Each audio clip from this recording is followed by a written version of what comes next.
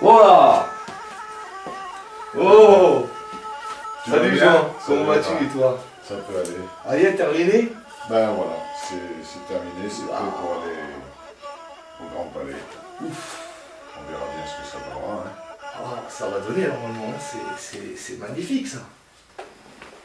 Oula, t'attaques un sujet brûlant là Jean. Ouais, c'est un sujet d'actualité. Jean, depuis 97, il fait beaucoup de sujets d'actualité. Actualité française, actualité mondiale. Hein. L'an passé, j'ai fait Obama. Cette année, c'est identité, etc. C'est un sujet qui essaie de donner une notion plus grande au mot identité. J'ai essayé de ne pas le restreindre et donner une dimension philosophique. Mais dis-moi Jean, t'as une vision optimiste ou pessimiste du monde? Identité est une vision optimiste. Naturellement, ma sensibilité me place du côté des humains montrés du doigt. Je pense que la paix arrivera sur la terre lorsque les hommes arrêteront de se diaboliser, de se stigmatiser. Donc là, ouais, on voit une femme, une Française, donc avec une burqa, et on voit Marianne complètement dévêtue. Pourquoi tu as fait Marianne complètement dévêtue? Je voudrais que tu m'expliques. Oui, au port de la burqa quand les femmes désirent la porter. Les artistes en Occident peignent des nus depuis des siècles. Marianne nue est moins choquante que les mannequins squelettiques qui défilent pour la haute couture, en portant des robes que les femmes du peuple ne peuvent acheter. Et le coq, Jean? Le coq, c'est la fierté française que Marianne maîtrise par les ailes. Pourquoi le titre Identité, etc.? Eh bien, au mari identité, il faut bien s'y faire. À notre époque en France, identité, eh bien, c'est multicolore. Nous sommes tous plus ou moins de différentes origines. Le président Sarkozy est d'origine hongroise. Différents ministres du gouvernement ont aussi des origines diverses. Pour ma part, je suis né à Alger, mon père était d'origine maltaise et ma mère espagnole. Beaucoup de femmes, à l'époque, ne montraient que leurs yeux dans les rues d'Alger. Cela ne nous dérangeait pas. Donc on le voit depuis 97, liberté, égalité, fraternité est un sujet qui te préoccupe. Oui, Omar, ces trois mots se résument par respect.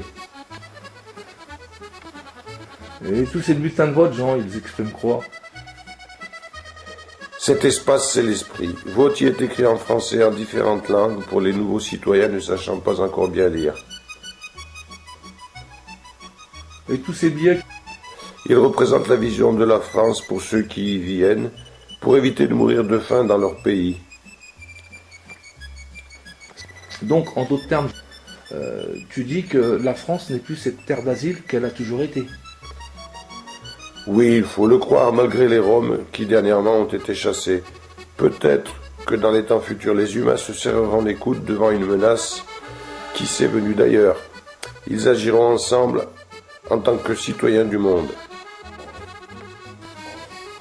Bon, et pourquoi la prairie?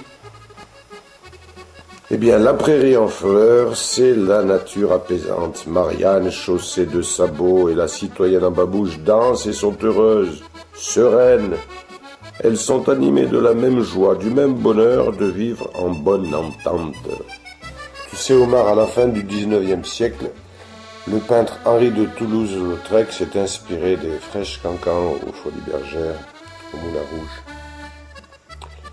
Eh bien, disons que ce tableau, c'est les Frêches Cancans du 21e siècle. Et l'urne, elle signifie quoi? L'urne signifie droit de vote à tous les Français. Un jour passé, un Américain a dit « J'ai fait un rêve ». Et l'Amérique a voté Obama. N'oublions pas que le rêve est le privilège des pauvres, des gens du peuple et des artistes. Il s'appelait Martin Luther King.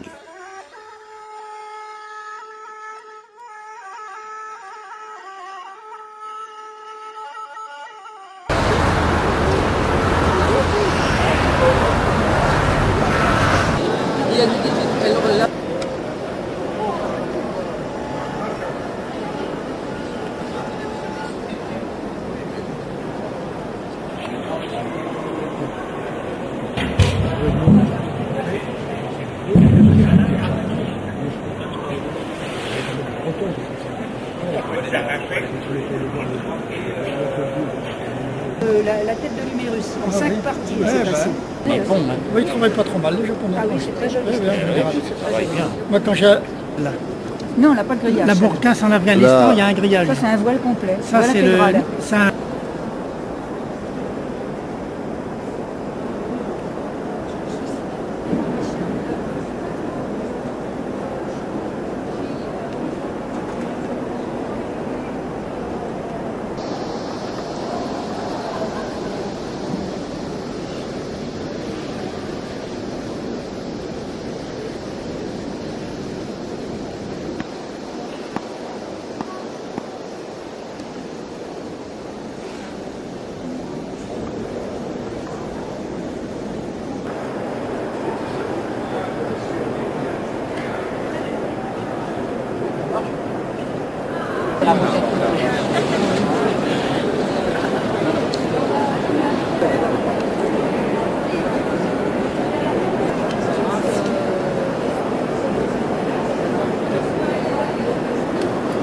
Je ne tiens pas à passer tout mon temps quand même